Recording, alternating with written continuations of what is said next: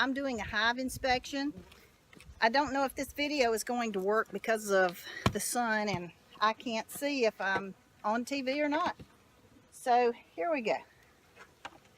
It's important in early spring to inspect the hive and make sure that I still have a queen.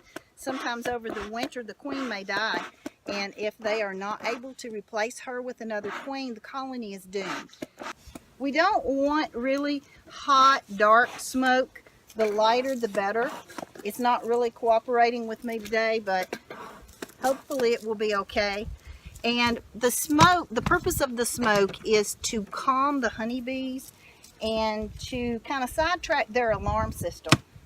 When honeybees become alarmed, they will let out a special pheromone that lets the other bees know that there's a threat, and then everybody comes to participate in warding off the predator. I've lifted off the top of the hive. This small box on the top is what I leave on here for the bees to have their extra winter food. I'm going to have to remove this, and it's quite heavy. It's quite heavy. And so here I have my bee colony. So this is what we're looking at the top. Just a little smoke. You know, you're not trying to knock the bees out. You just want to kind of give them something else to focus on. Now, I'm not going to spend a long time in this colony. My goal is to get in here and see if they are queen right. And that means that I can see evidence of a honeybee queen. If not, I will have to try to order one if that's possible this time of year, or let them make their own queen or combine them with another hive. Okay, so this is really cool. This is a frame of capped brood. It's just baby bees. And so that tells me I do have a queen, and I have worker brood up here and drone brood down in the corner. But what is interesting, and maybe not the best way for me, is that I have a queen cell right here. Now, that capped queen cell tells me one of two things. Either this colony is wanting to replace the older queen in here with a new one, or this colony has grown large and it is deciding to swarm.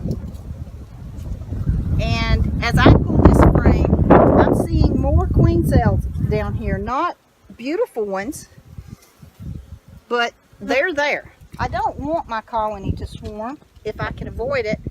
It causes me to lose honey because half the workers leave. I don't see the queen, but I see fresh larvae and eggs. As quickly as possible, I want to inspect most of the frames in the deep, and it is very easy to miss seeing a queen cell. So some beekeepers will say, cut those queen cells out, and that may not be a bad idea. If you miss even one, they still can.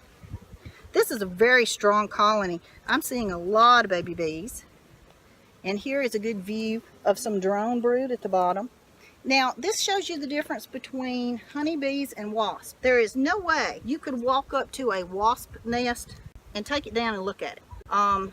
These honeybees may turn angry here in a moment if I don't hurry and let them get back to business.